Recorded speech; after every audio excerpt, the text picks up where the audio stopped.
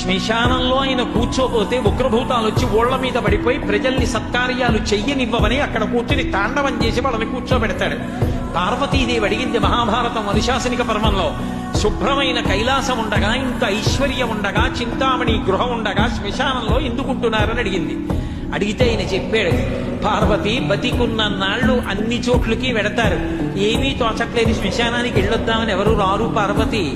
నేనంతవాణ్ణంటాడు, పొడుగ్గా ఉన్నానంటాడు, తెల్లగా ఉన్నానంటాడు, పండితుణ్ణంటాడు, పద్యాలు నాకు నోటికొచ్చంటాడు, ఉపన్యాసం చెప్పగలనంటాడు, నాకు పాటలొచ్చంటాడు, నేను నాట్యం చేస్తానంటాడు, నేను అధికారినంటాడు, నా దగ్గర డబ్బు ఉందంటాడు, నేను పాట పాడగలనంటాడు. ఇన్ని ఉన్నాయనుకున్న వాడిలోంచి ఊపిరి బయటికి వెళ్ళిపోయిన తరువాత వాడిని తీసుకెళ్లి 4 కొత్త కర్రల మీద పడుకోబెట్టి చాప చుట్టి తాడు కట్టి పైన నూలుబట్ట కప్పి తీసుకొచ్చి అన్నీ తీసేసి కర్రల మీద పడుకోబెట్టి కాల్చేస్తుంటే జీవుడు లేచి నిలబడి పుర్రె పగిలిపోయిన తరువాత కన్న కొడుకు కూడా స్నానం చేసి వెళ్ళిపోతుంటే చీకటి పడిపోయాక, అయ్య బాబోయ్ చుట్టూ ఉగ్రభూతాలు, నా వాళ్ళన్న వాళ్ళు లేరు, వీళ్ళని నమ్ముకున్నాను, ఒక్కడు లేడని ఏడుస్తుంటే నేనున్నాను రా అని చెప్పడానికి నేను కూడా లేకపోతే చచ్చిన వాడు 1000 మాటలు చచ్చిపోతారని అక్కడ ఉన్నాను పార్వతి, నా కర్మకాల అక్కడ లేనన్నాడు.